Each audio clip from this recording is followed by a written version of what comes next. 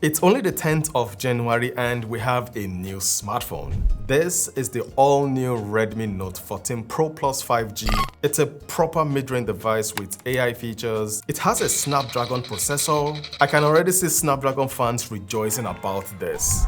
It's stronger, it has a brighter display and slightly bigger battery. So is this smartphone worth buying? Well, keep watching to find out. Editor, play the intro.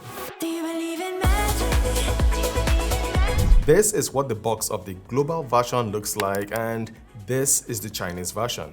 In it, you get a SIM ejector tool, a TPU case, USB Type-C cable, and a 120 watts fast charger that charges the smartphone from 0 to 100% in 38 minutes with the charging mode at top speed. Now, the color I got is the Spectra Blue, and I don't like it. It comes in black and purple, which looks better in my opinion. The white also looks cool, but it's for the Chinese version only. Now, the rear of this smartphone is made from glass. How do I know? Because of this. That's definitely not plastic. The rear is protected with Corning Gorilla Glass 7i, making it scratch and drop resistant to a degree. It has a gloss aluminum frame. I wish it were matte like the top and bottom, and the front glass is protected with Corning Gorilla Glass Victus 2. That's flagship level scratch and drop resistant. This smartphone is also water resistant, but they've taken it up a notch. It's an IP68 dust and water resistant device. You can leave it in 2 meters of water for up to 24 hours and it will survive. This, my friends, is a Mommy Water certified smartphone. Moving to the external features, it has a dual SIM card tray. You can't expand the memory card. This smartphone can also use an eSIM. It has dual stereo speakers that sound good.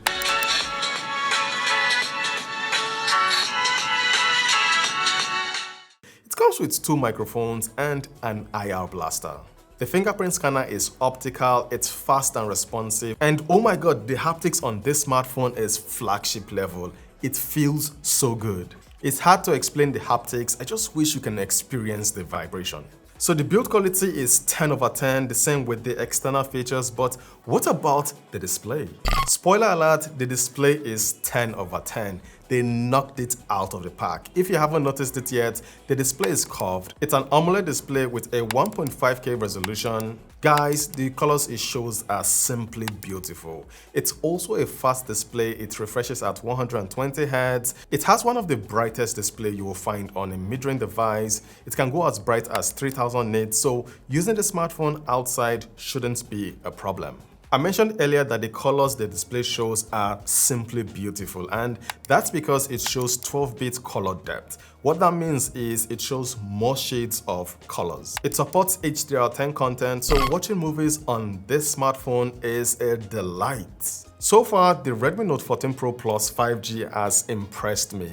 It makes me wonder why anyone would shell out more money to buy a flagship device, but when I tested out the performance, I was reminded why flagship device exists. Now, don't get me wrong, it's a fast smartphone, but looking at the synthetic benchmark score like Antutu, and when you compare it with the Redmi Note 13 Pro Plus 5G from last year, I was a bit disappointed. I was expecting a higher score on the new smartphone. The Geekbench numbers were looking better. As for 3D Mark, the Redmi Note 13 Pro Plus 5G had a higher score, which indicates that that's the better smartphone for gaming. Now guys, I've shot the comparison video. It's unlisted on my YouTube channel and it's going to go live on the 12th. So subscribe to my channel and turn on the bell notification if you don't want to miss out on that one. That comparison video would make you... Let me not say anything, let me just keep quiet.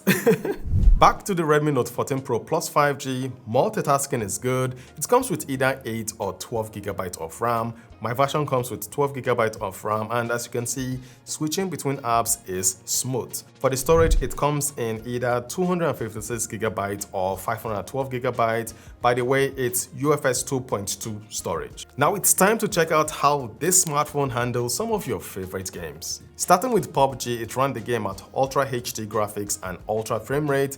The game ran well with no hitting issues.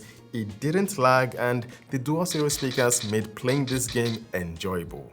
Also, the display was very responsive.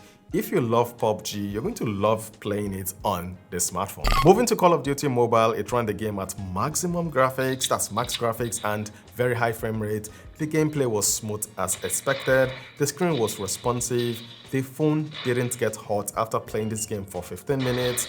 If you get this smartphone to play Call of Duty Mobile, you're going to love it.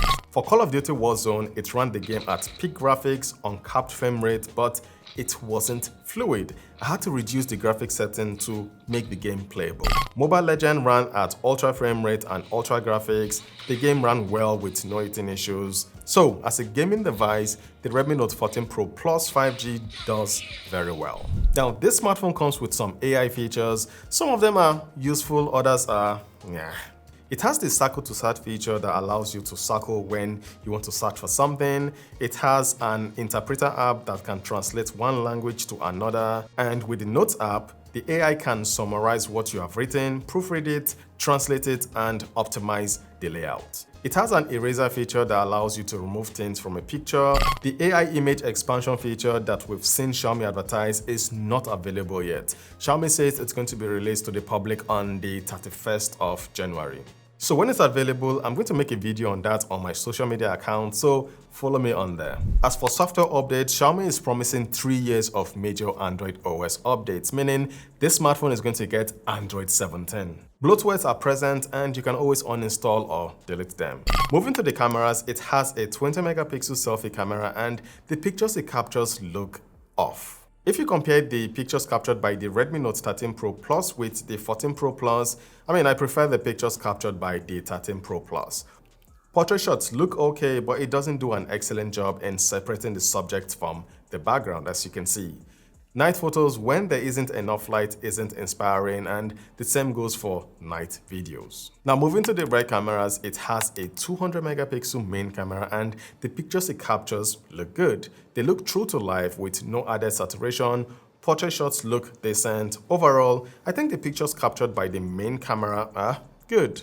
The 8 megapixel ultra-wide camera is decent as well. The pictures it captures match the main camera. Night photos are alright, and as you can see, it shows lens flare, but it's alright. I'll give it a pass. What's up guys, so here's a video from the front-facing camera shooting in 1080p 30fps. I know, it can't shoot in 4K.